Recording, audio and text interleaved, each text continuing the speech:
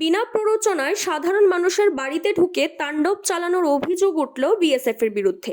ঘটনা সোনামুড়া মহকুমার অন্তর্গত বাংলাদেশ সীমান্তবর্তী কলসিমুড়া কালীবাড়ি এলাকায়। শুক্রবার রাত 7টা নাগাদ ওই এলাকার একটি বাড়িতে সামাজিক অনুষ্ঠান ছিল। এই অনুষ্ঠানে যোগ দিতে এলাকার কয়েকজন যুবক মোট 5টি বাইক নিয়ে যান। যে বাড়িতে অনুষ্ঠান ছিল সেখান থেকে কিছুটা দূরে রাখা ছিল বাইকগুলি। অভিযোগ, ফিরে এসে দেখেন 4টি বাইক নেই, একটি বাইক মাটিতে ফেলে রাখা আছে, সে সঙ্গে বাইকগুলির ভাঙা অংশের টুকরো পড়ে আছে।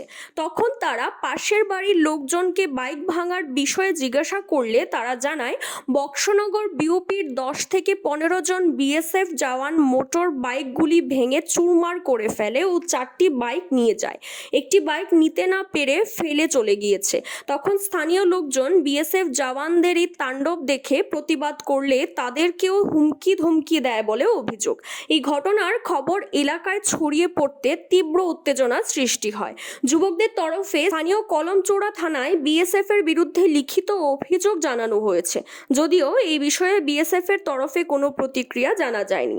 এভাবে কোনো কিছু না বলে চুপচাপ বাইক তুলে নেওয়ার ঘটনা জেরে বিএসএফ এর সঙ্গে এলাকার মানুষের সংঘর্ষের ঘটনা ঘটতে পারে বলে আশঙ্কায় রয়েছেন অনেকেই।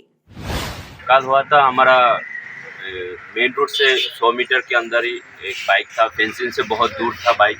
हमारा 4-5 आदमी फ्रेंड लोग था, एक प्रोग्राम था, उसी प्रोग्राम पे गया था।